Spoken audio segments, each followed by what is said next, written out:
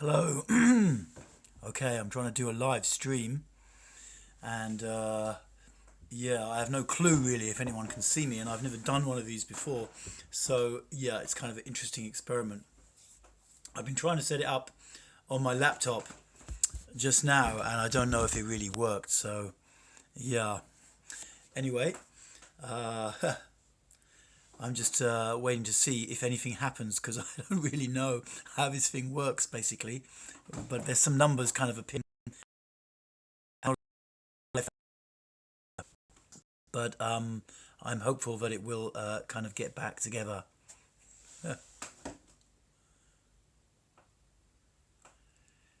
Yeah, so I guess what I have to do is just wait for anyone to like ask me some kind of question, and then I can have a go at answering it, and hope that it's working and that people can see me.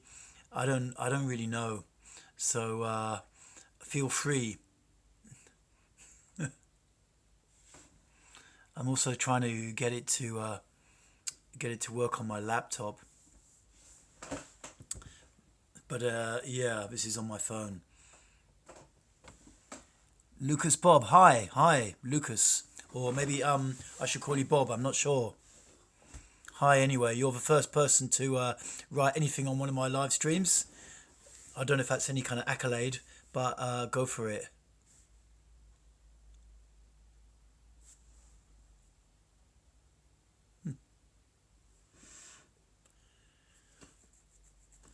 Well, I gotta wait and see what happens because I don't know much about these things. But I'm here to answer any questions on bioenergetics or, your practice or like anything, psychological therapy, this kind of thing. Hi there to a couple of people who are tuning in. That's very sweet of you. I guess you must be subscribers to the channel, and I hope you've been enjoying it. I just came back from Brighton today, town I love, and I've been just hanging out down there for a couple of days. I just love Brighton so much. It's such a beautiful energy. Haley says, how did you find out about bio? Okay, well, I was doing therapy. I started about 1999, 2000, and I got a connection to a place called the Osho University in Holland, and I went there, and one of the things you had to do there, you do these really full-on intense therapy groups, was bioenergetics, and I used to fucking hate it. Really, I used to hate it.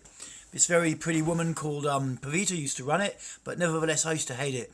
But at some point, I recognised it was really doing me a lot of good, and so I just got into it, and somewhere along the line, I just got more into it and started to train a little bit. I'm going to have to squeeze back. Hopefully that gives you an idea. So I've been doing it about, I don't know, 15, 20 years and teaching it about 3 or 4 years, something like that. Which exercises do I recommend for daily routine? I mean, what I'm doing at the moment, the two things I really recommend, the bow and the arch is great. And the other that I really recommend is a belly exercise that I've been working on for the last 2 or 3 months here in the community because I run a couple of sessions every week. And I've really been getting into that. I haven't really put it, it's been out a little bit on my YouTube channel, but I haven't put it out as fully maybe as I could have done. And so that's, that is really my core practice at the moment. I was down on Brighton seafront as the sun was rising, doing this kind of thing by the sea with an assortment of people walking their dogs, looking at me like I'm a bit of a nutter. But it's quite a powerful practice, and I'm hoping to do a video about it soon. Otherwise, the bow and the arch is a great practice. I also like the kind of foot openers that I do in the bioenergetic workout. I think that's also great. I mean, the main thing that I see with bioenergetics, it's hard for people to keep going with it. I'm quite busy with how can, I give enough support. Is it possible to do more online? When I was doing therapy, you just had to go to groups, you got together, then you met like-minded people who went to the group, like a weekend workshop or a drop-in thing, and you made a bit of social connection, and it was all good. And now everything's kind of online, it's a bit different. And and groups also cost quite a bit of money. So I'm busy looking, how can it be made? Is there something you can do with the internet or whatever to really allow people to go deeper and get into it?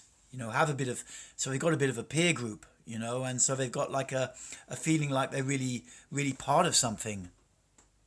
Do I think it's a legit alternative to regular psychotherapy? Totally. In fact, I think it will be integrated heavily with regular psychotherapy because, sorry, just moving something around there. I call it like body-based psychotherapy, really. And I think we'll go there because regular psychotherapy is great and it's working a lot with the narratives we create about our childhood, about our life now, our relationships and this kind of thing. But you can go much quicker. All the issues come from holding and from the effects of trauma or conditioning inside the body, you know, in the muscle system of the body. So it's tangible, you know, and you can work directly with the body to start to take that holding out. So, you know, you might be looking at an issue with someone's, you know, traumatic incidents from childhood, and you can go on a long psychotherapeutic journey if after a while you feel like it's not really changing, you know, I'm talking about it and that, but it's not really changing. You know, you start to do bioenergetics, you go into the areas where the holding actually is. So you start to take out the physical component of the problem, the issue, the trauma. Whoa. Let me try and set this up a bit better. I feel a bit hopelessly unprepared. I have really tight lower back and hamstrings. I mean, you can go gently with something like the bow and the arch with that. That's Kristaps high. You know, the thing is not to overdo it. And you know, don't do it so much that you really hurt yourself. The lower back gets really tense. It's good if you can even feel it, you know, to be honest.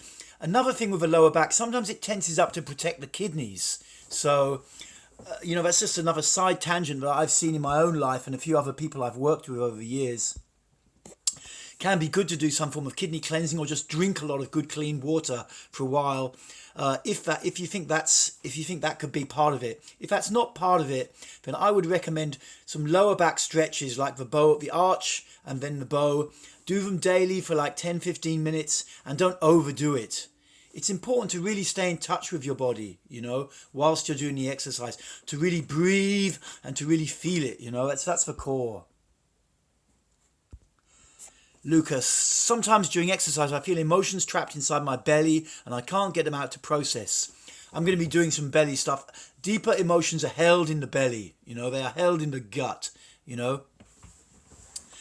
So stay tuned to my stuff and I'm going to be doing this belly workout when I've really got it pat. I've got it pretty pat. It's about 30 minutes, something like that you can do in the mornings and hopefully that helps.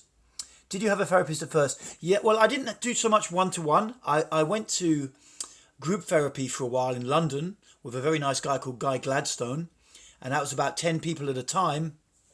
And it was great, and I met some nice people and stuff like that who were into the same scene. But I also thought this was like the year 2000. I was really in a fucking mess, you know, and I thought I need to do something a bit more hardcore. So I started to go to group therapy at the University in Holland, which I got a connection to, and that really moved me a lot. Okay, hopefully that. Magna Gel. I feel myself jumping around between trying to do a little bit of everything, like a daily routine, and sticking with an exercise to really... Yeah, this is a thing, you know. I in my own practice, what I'm trying to give to people, first of all, you need a certain level of discipline, commitment, willpower. You know, you need to set up a session, even if it's just you getting up in the morning and doing it for a little while. What are you going to do? How long are you going to do it for? And unless it really gets painful, do not back out. Do it. You know, that way you develop a basic level of self-discipline and don't make it too much. You know, don't make it like, I'm going to do 2 hours of this and whatever. No, do what's really practical and realistic for you. Tangible, practical stuff. And like that, you start to stick to a routine instead of jumping around too much. The thing to really watch out for, and this comes up a lot in sessions that I run, people in the mind, you know, has all these excuses to jump out the way, you know. It's like, it's not working is the favourite one. It's not working, it's not doing anything, you know. So therefore I just stop.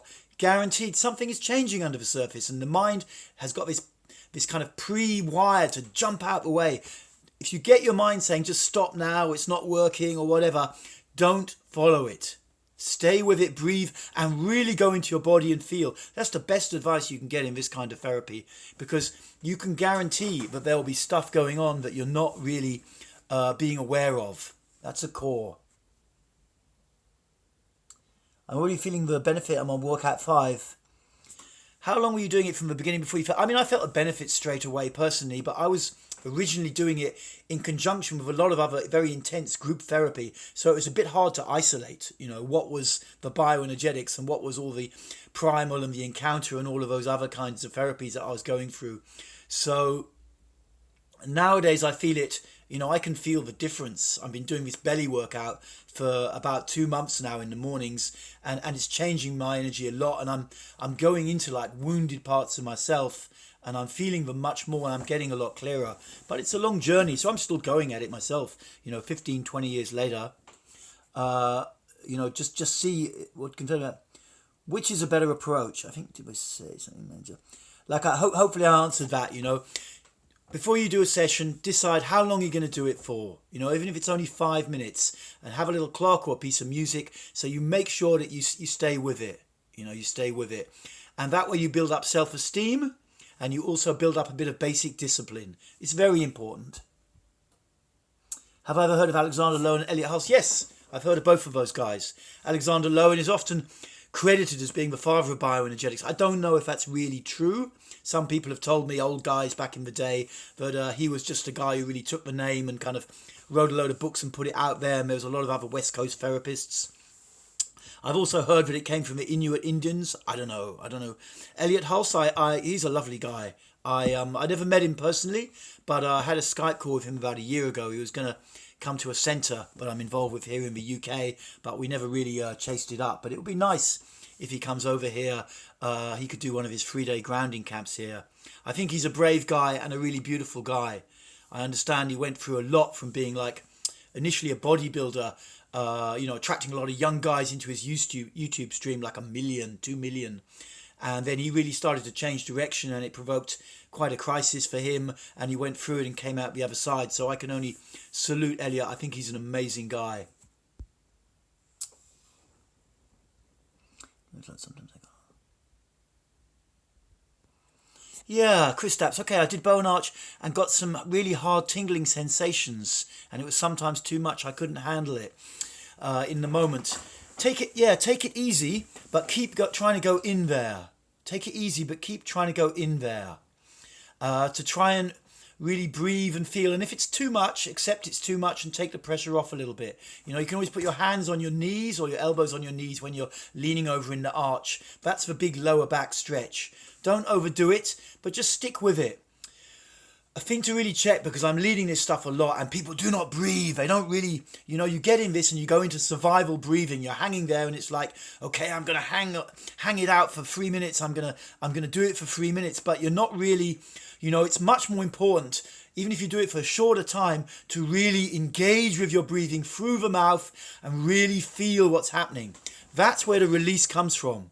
Just surviving and saying, yeah, I did it for 15 minutes or whatever, is not achieving so much. It achieves a bit, but you really want to get in there and really breathe and feel. You don't need to be a sergeant major to yourself completely. It's not necessary.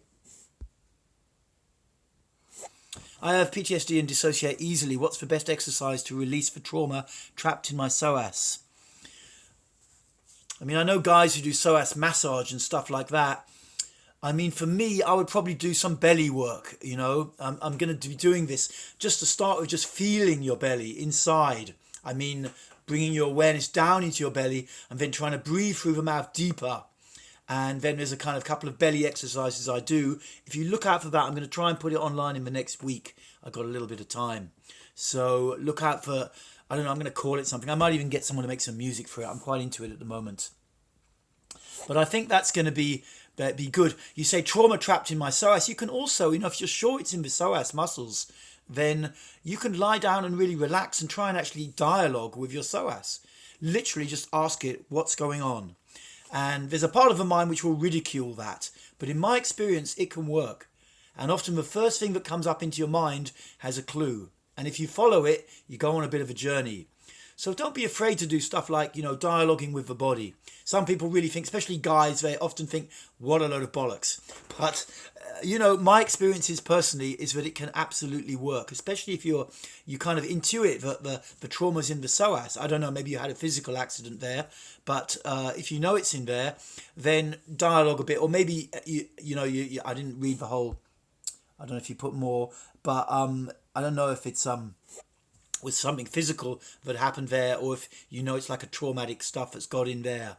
But you can get in there. I think for PTSD, bioenergetics done gently and regularly, is going to be quite a big useful step for many people with PTSD. I'm currently looking with a friend of mine, ex-girlfriend really, who's a clinician, to bring some bioenergetics into treating depression and anxiety. We're going to start to write up a protocol for that and do some kind of pilot studies is what they call it. She knows all about that stuff. I have BPS. I don't know what BPS is. Do you mean bipolar syndrome? I'm not quite sure. If you let me know, I can and let me know a bit more. I followed your bow and arch workout. Thank you for that. Well made for your encouragement during the workouts is perfect. Thank you, Kristaps. I'm glad someone likes it. If you like talking a lot, and sometimes I do, sometimes I don't, bioenergetics is a good thing to learn to teach because you can always be on people's back. You've got to do it in a positive and encouraging way.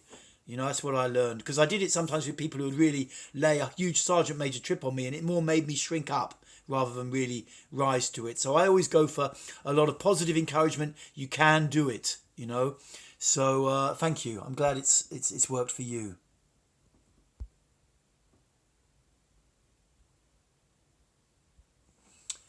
I can commit 20 to 30 minutes daily. Cool. I just don't know if I should do a pure shoulder exercise for 30 minutes for a week, or a few weeks straight, or should I be doing a 30-minute workout that has some feet?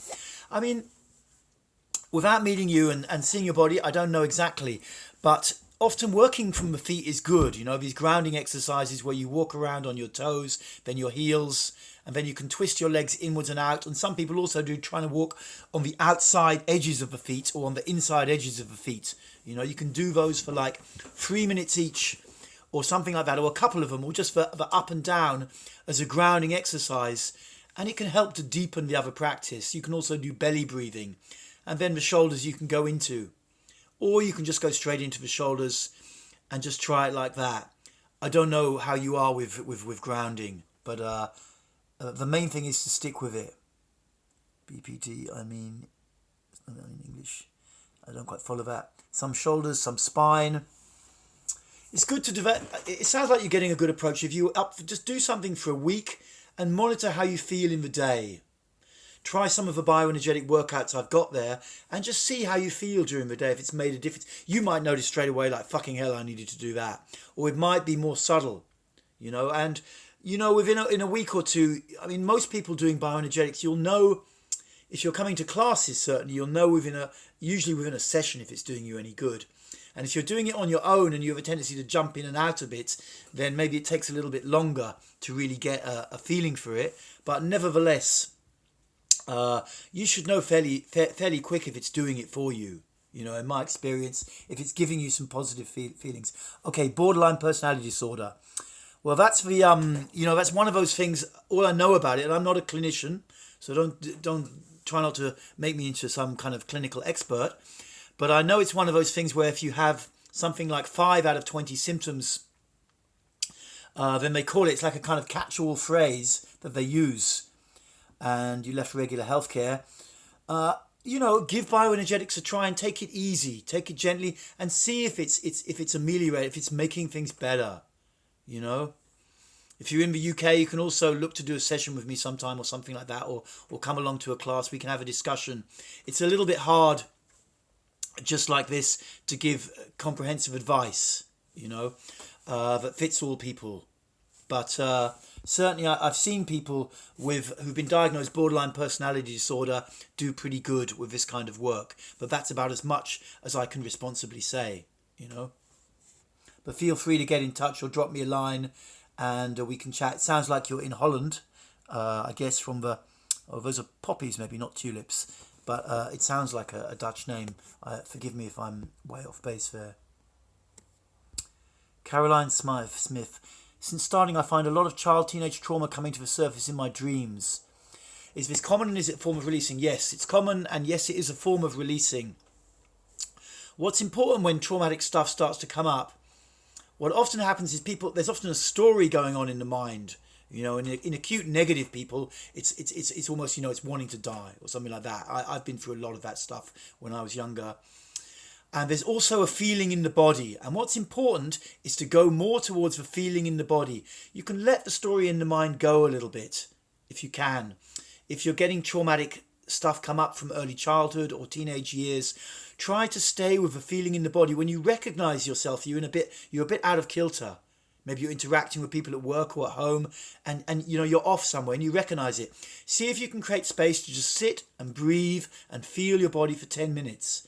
Because it's in the body where the feelings most need to process. And the stories that accompany them, you know, come up. That's mostly stuff from early childhood trauma. You don't have the capacity to really vocalize what's happening. It's usually, you know, post-traumatic processing that's going on there. Or there may be stuff associated with it. Dreams are a form of release, and they're also a form of bringing stuff more up. Generally, though I wouldn't say always, dreams are probably not enough to process most deep trauma, but you never know. And I would say what's really important is to feel the body as much as you can when you're aware there's a strange sensation. When these sensations are held in the muscle system or held around the gut, and when they start to be released, they come into our conscious awareness, and it's easy to go, whoa, you know, to be triggered in some way. And what's important is to recognize that and say, okay, something's going on now. I wanna breathe and really feel into my body. Feel into my body. Thank you for your question. Okay, bioenergetics helps a lot of people with borderline personality syndrome. I've been reading all Alexander Lowen. Okay, that's cool. That's cool. I didn't know they had it around. They'd even had that diagnosis in Alexander Lowen's days. But I think personally there's a lot of potential for this kind of work, for more body-based psychotherapy to come into the mainstream. I think a lot of people are kind of, and the health service as well, you know, they know that the whole drug treatment thing's a bit limited, and it kind of works in favours of the pharmaceutical companies, and it's a bit of a business really, and there's not always so much caring in it. And I think what we'll see in the next 10 years is slowly, bit by bit, these kind of therapies will get a little bit more accepted. When I started to do kind of screaming and shouting therapy, my parents were a bit freaked out. I mean, I wasn't living with them at the time, but you know, 10 years down the line, it was much more accepted socially, you know, to do that kind of thing. And I think there will slowly become much more awareness of trauma, awareness of the level of conditioning going on in our culture and how it can hijack us and end up costing the health service a ton of cash. And the bottom line in such a financial culture like what most of us are living in is if something's cheaper and working, then it's going to help. Okay. Thank you. Thank you, InfoDigi. I just started, so I'm curious how it will develop. Yeah, keep in touch. My girlfriend has been sexually abused. What is the best exercise to release tension held in the pelvis? Well, a good exercise with the pelvis is to do, I think, in my series, it's not one of the workouts. I'm going to do a workout on it sometime. I've been a bit lazy recently, I think. But pelvic rocking, or pelvic rotation to start with, lying on your back like this and rotating the pelvis. I think I demonstrate that in one of the series. And then from there, go into pelvic up and down movements and pelvic bumping. Don't overdo it. And what's important when you work with kind of invasion wounds, which is basically what a body-based psychologist is going to call that there's invasion wounds and abandonment wounds, basically, or disconnection wounds and invasion wounds. And what's important is to take it fairly easy and gently and make sure you're feeling safe, basically, you know, and don't try to get through everything in one session. It's not reality, you know. So, you know, working with the pelvis is good because the pelvis has a lot of power to release. Isn't it? Okay. Unfortunately, I'm in Holland, not the UK. That's okay. Poppies, that's right. Okay, yeah, I thought maybe it's tulips. But like, well, you know, I also do some Skype sessions and stuff like that. But if you're interested, but yeah, otherwise try some of the exercises out on my channel and just see how you get along with it, you know. I hope something can move for you. Often it's a long journey we're on, you know, this getting better business. Jesse Bowden. I did the shoulder and arms workout a couple of days ago. And the area around my shoulder blades feels sore and a little tense, kind of like sore muscles after the gym. Is this a sign of release? I wouldn't say it's definitely a sign of release. Often when you work around this area, pulling the shoulders back and forwards and these kind of exercises, I mean, you can get an ache, but it's not necessarily a sign of release. They're actually opening up an area behind the kind of energetic heart where we naturally keep our emotions, the more sad emotions in particular, under control. And what's more, often happens is you get a bit of an emotional release at some point in that kind of exercising. So sore muscles isn't necessarily a bad thing, but it may be a sign that you could do it a bit less. It may be a sign there was a lot of tension there physically that needed to move. If you do it a few times and you're still getting really sore, either move on to another exercise, I would say, especially if you've got, physical trauma in that area, or otherwise just take it a little bit more slowly. Take a little bit more slowly and make sure you really focus on the breathing and feeling the body. I still can hurt my own body a bit when I'm doing bioenergetics, but I'm a lot better now because I learned to really feel the body and not put myself under too much mental pressure, to really breathe and feel. Stay in the position, breathe and feel. Okay, thank you. Lucas Bob, usually how long typical session last? I mean, when I'm teaching, like in the mornings, I'm doing 1 hour sessions. When I teach in Brighton and London, so I'm doing 2 hour sessions. And when I'm doing a day, I'll usually do a couple of 2 hour session, a bit of intro chatting and explanations and questions, a 2 hour to 2.25, 2.5, and then a lunch break for an hour or so, then a bit more questions, then another 2.5 hours when I do a day. Most people probably wouldn't want more than 2.5 hours with me. It could be a bit going a bit far, You don't need to do so much. So I would say 2 hours is really an upper limit, with bioenergetics. And you can get a lot from 15 minutes when you get into it. Thank you for your videos. Thank you, Lucas. Hi, Dev. Any exercise to drop the fear of public speaking? Well, I think one thing to do would be to go for some throat clearance, Something you can do is this belly thing, I'm going to bring it out. I'm talking about it a bit, but you can also try to really just make sound from your throat or sound from your belly, It sounds like something caught in the throat, and sound is the bottom line for moving that. Just feeling okay to make any level of sound. Go in your car, not driving fast and start to make a lot of screaming, but somewhere where you can make sound, and really start to open your throat up. Maybe just sing or shout or do whatever comes into your mind. I do a little bit of public speaking here and there. What I know about it is just to let myself fucking speak, basically. And it may come out all fucked up, but over time you develop a confidence with just being who you are in the moment, and that's probably a core. I know you've sent me questions before, Mohammed, and but I don't know you so well personally. But a big thing can be just general anxiety about who we are and the feeling that we need to control our personality a lot and control how we seem in front of others. And actually, you don't need to do that shit, in my opinion. If you're working for some big American hotel chain, maybe you have to look a certain way and talk a certain way. But, really, if you want to be an engaging public speaker, what I say to people is just fucking talk. I'm often telling friends of mine who are interested in YouTube, how do you do it? Just fucking talk. Put your camera on and just talk, and just allow yourself to do that, because slowly a confidence will develop and a recognition will develop inside. Hey, I'm actually okay. I'm actually okay. And you can put it out and just be honest and heartful.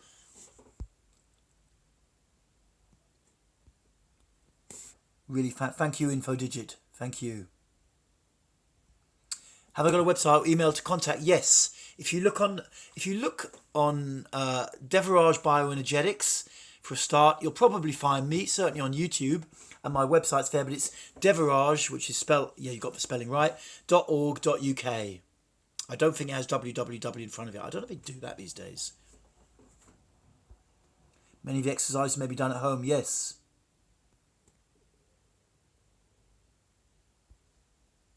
Cool.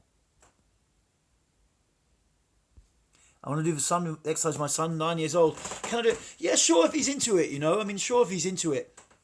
Often it's later in life that we get into the emotional stuff and getting into the trauma thing. If he looks like he's up for it, I don't see why not. I don't see why not, assuming he doesn't have any major disabilities or anything like that. If he's up for it, great fun. Give it a try. But I wouldn't push too much or something like that, or lay a trip on him. I don't know the kind of guy you are. Maybe you wouldn't even think of that in 1,000 years. I fall in love and fantasize with an unavailable woman and then feel abandoned, empty. How do I break the pattern? Fall in love and fantasize. You said you got a girlfriend, you need to, I was a young guy not getting much sex for many, many years, and I would live in an utter fantasy world in my mind, and, it's not so satisfying. You have to just take a decision at the end of the day. Am I going to do that, or am I just going to get more in my body? Bioenergetics will help, because at the end of the day, what it's really doing is bringing the awareness back into the body. That's the bottom line. Once you're in your body more, you feel more confident and okay. And the tendency for the mind to take over and go into these kind of fantasy worlds is a little bit less. When you have more feeling in your body, you feel just more pleasure in the moment being you. It can be quite a journey, and you need quite a bit of commitment, I have quite a narcissistic side as well, and it's good for me to always come back into the body. It's good for me to be in a relationship, to get a lot of physical contact, and to have sex and love and pleasure. That's all I can say there. Specific exercises for travel anxiety. I don't know. I guess the anxiety is basically fear, essentially, around traveling. You could tell me a little bit more, maybe. Maybe you do lower down the stream. I'm not totally clear how this thing works. Travel anxiety, I don't know. The basic thing for me is to breathe and feel. That's the bottom line. In any level of anxiety, something is trying to process, and there tends to be a desire to escape from it. And that amplifies or sometimes just creates the anxiety. There's a lot to be done with just breathing and feeling your body. Sitting down, breathing, feeling, getting inside. And of course, it won't do everything. Bioenergetics opens your body more, so more of the old gunge can come out. But it's all a journey of breathing and feeling at the end of the day. Breathing and feeling into your belly could maybe help to get you a bit more grounded. I'm going to do this. I'm going to do this belly thing soon, so hopefully you'll have a workout you can follow. Christaps, thank you for your question, Caroline. I went to Osho Dynamic Meditation. Great. I was coughing a lot during my expression. I was thinking something's released. I was screaming as loud as I can. Yeah, if something's, you usually feel if something's been released afterwards. You feel like, fuck, I just let go of something. It's light. You feel lighter inside. Maybe if you've, sometimes when you open your heart a bit more, you want to be around people and just relate. Sometimes if it's more invasion wounds from the gut, you feel more, hey, I need my own space just for now. But you can generally recognize the feeling in your body if you've released something. So you can usually trust that. We learn to distrust a little bit the body sometimes when there's been trauma. But finally you get the body feeling again, and you can just trust your body, what it's feeling, Info digit, thanks. Thank you, okay. Hey, Mohammed, thank you, man, too. Cool. Hey, Devaraj, forever, hi. Devaraj, what is your age? I'm 57. I was 57 last month. So that's my age. Can we breathe deeply all the day? Well, I don't know. I don't know what your lifestyle's like, but trying to breathe down to getting breath down to the belly is one of the most, pleasurable and healthy things you can do, I definitely was a complete shallow breather and very blocked at the throat. I think when I was an adopted kid and I don't have so much contact with my mother, I had a lot of trauma in early life, and I think I may have also had, just to add to it, the old cord wrapped around my neck. I was working with a guy doing a myofascial release around the neck, and he was fairly certain I had that. And what am I trying to say here? Can we breathe deeply all the day? Sorry, I spaced out a little bit there, probably thinking about my neck. But basically, take some time during the day to breathe deeply. I tend to think and talk very fast, and it holds the energy up in my mind in a semi kind of panic state, and it's very healthy for me to really just connect to my belly and feel. It grounds me, it brings me present in the moment and relaxes me. So, you can't beat that as a practice. And it can be a journey to get that awareness down in the belly. But breathing and feeling always, gives you a good feeling, I think. You look good at your age. Thank you. Have you heard of Open Focus by Les Fermi? No, I haven't. Maybe it's a meditation technique or something like that. Am I serious? Yes, I am. Yes, I'm 57. Honest. I was born in 1961, January 1961, year of the rat, I believe. And because I was before the Chinese New Year for that year. But, I did look kind of young when I was in my teenage years. I was not the first guy in class to be able to get in the pub and get served, but I was not the last. But, doing this stuff, it keeps your energy moving. You don't need to get rigid in life. You don't really, yeah, my hair kind of goes a bit and stuff. But, a lot of it is that we don't keep challenging ourselves in a good, healthy way later in life. After 40, use it or lose it is a little bit what they're finding out, these neurologists and muscle experts and stuff. Okay, Lucas Bob, sometimes I feel I'm disconnected from the neck down. Which exercise will help with this area? Certainly to get some awareness in your belly will definitely help. Two major feeling centers in the body are the heart, and I mean the energetic heart in the center of the chest. If you've ever been really sad, often it feels like feelings are pouring out of your chest. That's one area where you can, where it can be fantastic to really just feel what's happening and feeling into the guts, down here. That will really help. And working with the throat as well, because this becomes like often a very tense area around the neck and the throat. It's like when the mind has had to exert a lot of control over your feelings and your body, the neck is the kind of battleground, the poor old neck is like this battleground in between these two kind of, they're actually the same, the mind and the body, but they don't think they are. And so they're fighting each other a bit. The mind wants to go to all this positivity all the time, often, a positive thing, and the body wants to release. And so the body's often trying to pull us a bit into negative stuff. And the key is to give the body the release, It wants to get the crap out of the muscles. Particularly sometimes it just happens at a certain time in your life. It just wants to get stuff out. And you need to get on board with that. So, but generally with the throat and the neck, if you do the bow and the arch and you're in this bow position, leaning back, then often the neck gets very tense. And if it's getting tense, really breathe and feel from the neck. Breathe and feel from the neck. That can also help. A lot of generally trying to make sound in the morning, trying to make a deep sound, this kind of thing. Very, very healthy. Very, very healthy. Can I run away from everything? Love how I live, but since the beginning I'm finding it easy to stay in situations a little by looking under the feeling as you suggested me this. That's great. That's great. That's the key, People can charge so much and pay so much for therapy. The key is I started to avoid a feeling, I realised I was avoiding it, and I came back and I felt it. And that's the fucking bottom line. It's not rocket science, but it's easy to say and sometimes very hard to do, but well done. Well done. That's it, basically. It's like meditation, but feeling centered. It's difficult to feel, and that helps. Not quite. I think maybe that was the thing about Les Fermi. Yeah. There's a lot of techniques around. This guy Muji is a famous black Jamaican spiritual teacher, actually Chinese Jamaican spiritual teacher. I used to go and see him a bit, and he has some, open focus kind of meditation stuff, and I think it's great. It's great. So I assume in my time, my fears will decrease and my confidence will increase. Yes, they will. The more, the bottom line is the more you can feel into your body, the more naturally confident and healthy you will be.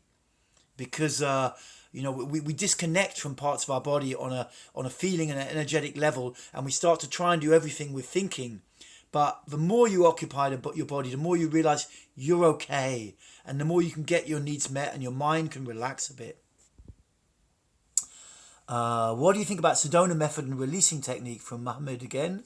I don't know much about it. Sedona, I know, is a big New Age community and stuff around Arizona, and I heard they do a lot of very good body work there, but I've never been there, and I don't know much about it, I'm afraid. I've learned to relax the neck to loosen up the ankles. Great stuff. They are connected, my therapist said. Yeah, I'm sure, it all helps. There are key areas where a lot of tension can build. Also the wrists. A big release circuit is out from the energetic heart out through the arms. That's why a lot of religious groups, you'll see them doing this, putting their hands together, whether they call it a prayer in Christianity or Y or Wah, whatever, you know. It basically completes a release circuit on a low level, not a big release, but a basic level, and you feel a bit more calm when you do this. You feel a bit more calm because the heart has let a little bit of energy flow around there. And where it gets blocked is these wrists, you know, and there's stuff you can do to kind of grind in there a little bit. Oh, maybe you can even hear that. I got quite a bit in there. You know, kind of grinding a little bit into the muscles and stuff. Make sure you don't have super sharp fingernails. And that gets a release. Also the ankles, yes, very important, and the neck, very important. They're areas where like traffic jams happen, basically. If you think of the body as a kind of energetic city or whatever, they're areas where a lot of traffic gets compressed in there, you know, can get really compressed in there. And it's great to have those areas open. Then, of course, you know, you feel an immediate release and a sense of freedom when you get that open because you've not got this energetic traffic jam going on inside so much. What is the point of life? You're not going to find that with your mind, man. You know, it's like there's not an answer you can do. I don't think, you know, the point of life. Like there's a story that your mind can come up with that gives you a justification to live. I mean, if you need that, and great. I mean, to have some fun, to discover yourself, to get enlightened, whatever your trip is. But it's all mental stuff. What you notice when you get more in the body is that life is just fun a lot of the time, or it's very real. You know, it's not always fun, you know, but you can just be sitting down and just think, this is fucking great, you know. It's like you just feel your body like a wave of energy. It's pleasurable, you know. It's like rather than having some huge goal to go for, you know. I mean, of course we have goals. I've had stacks of goals, but you know that is quite a good goal just to be, you know, because I was always very anxious and still can be, but you know, just be able to sit and actually just feel really fucking great without having to do anything, particularly with your mind, like a kind of neutrality, like you're in neutral for a bit, and it just feels fucking great, you know. So I don't know, point of life, I don't know. I don't relate so easily to those kinds of questions. Maybe you mean something a little bit different. What's your thoughts on Pai Dal Ajin? I have no clue if that's a technique or a guy. Sounds kind of a little bit Southeast Asian. I'm afraid I don't know that one. What do you live for? I mean, what gives me meaning a bit in life? I enjoy being a therapist. You know, I really resisted being a therapist for a long time when I was on a little bit more spiritual path or meditation path. I really enjoyed, I really felt like I wanted to be like enlightened guru or something like that. And at some point I had to drop it all, you know, and just say, what I really enjoy is being a therapist, working with people. It keeps me in the moment, you know. What do you live for? And I enjoy that, you know. I enjoy it. You know, I wouldn't, you know, I don't have any, when I was younger, I had a lot of trauma held in my body from invasion wounds, from disconnection, abandonment wounds from early childhood. And at times I really wanted to fucking die. You know, it was like a constant script going round in my head like that. But it would pass. It would pass. And I recognised at some point that sometimes I had to go through phases of strong depression and negativity just for feelings in the body. They had to come out some way. It's like the only way out. It would be so easy if there was another way out apart from having to feel stuff, you know, that we could just kind of offload it somehow. We try all that somehow, but finally it comes back to just feeling, I think. Feeling. What do you live for? That's what I live for. I did a Mystic Rose last year and found it difficult to let go into spontaneous laughter. Tears were easy. Do your exercise help me get more open in this way? I think spontaneous laughter, I mean, what felt like it was, what was wrong about that? If the tears was okay, because I know you do the laughter, the tears, and then or was it the other way around, then the sitting, the Watcher on the Hill. It's an Osho thing, the Mystic Rose. They don't do it so much in the UK. It's like a 3-week process. But I think everyone knows how to laugh. And often the thing is to fake it till you make it. And so you just start laughing. And sometimes what happens is people's minds go into a bit of a kind of a, you know, oh, I'm just faking it. It's not real, you know, but you have to let that go and just let yourself fake it till you make it. The emotions are finally quite autonomous in a way, in a curious way. And, you know, unless you've got severe brain damage, you know, your body is going to have the emotions in there. We just need to kickstart it a little bit, you know, and just give them some encouragement to let it come, and it will come. It's like riding a bike, you know, you just have to stick with it, and at some point it just comes. So I think with laughter, you know, don't, if you're someone who gets a story, oh, it's not real, I'm faking my laughter or whatever, then try to drop that and just let yourself laugh and just keep going with it, and don't take any notice of your mind saying, oh, well, it's not real, I'm not really doing it. Just keep practicing. Just keep practicing. We have to learn to be a little bit distrustful of our mind sometimes, or certain parts of it that bring us down a bit, or that have little, you know, not so useful opinions.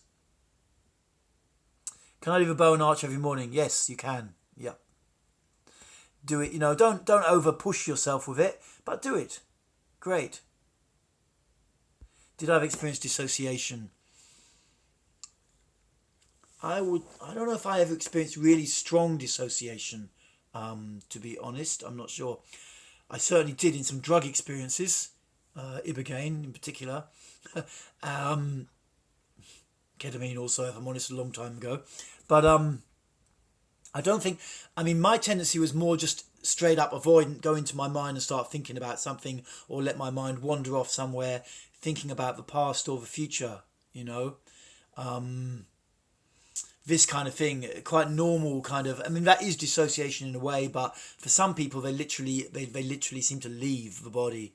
And, you know, you just need to just practice coming back. Practice coming back. We all have different ways that we avoid. Some people use addictive behaviors or substances, you know. Other people just go into this mind world and try and just occupy this kind of, make ourselves into a little computer or something. And other people can dissociate totally. You know, you just need to keep coming back. And as you do this kind of work and your body, you start to bring more awareness into the body, the need to dissociate will dissipate. Will dissipate in my experience.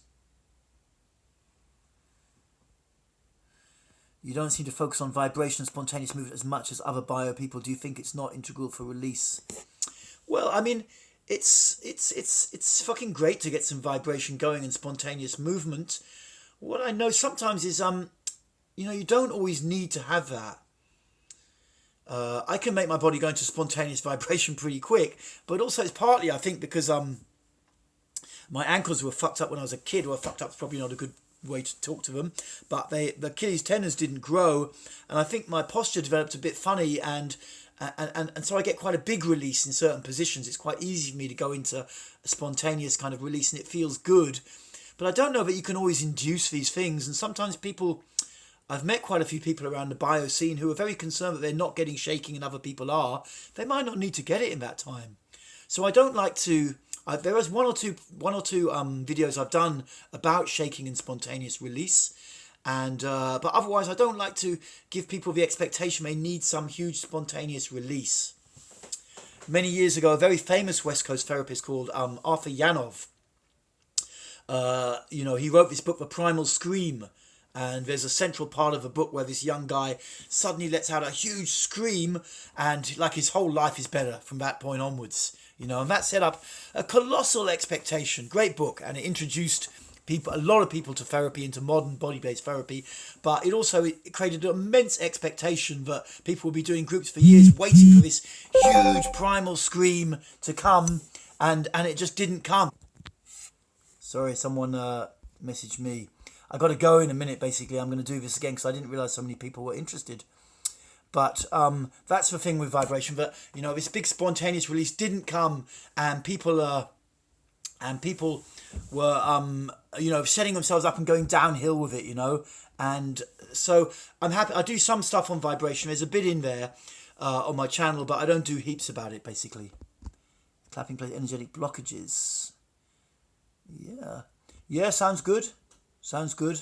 I used to do this thing, kind of dowing or something, yeah. It's kind of slapping around your body and stuff. Do you believe that we have soul, that we are more than our bodies, more mind and our emotions? Yeah, essentially.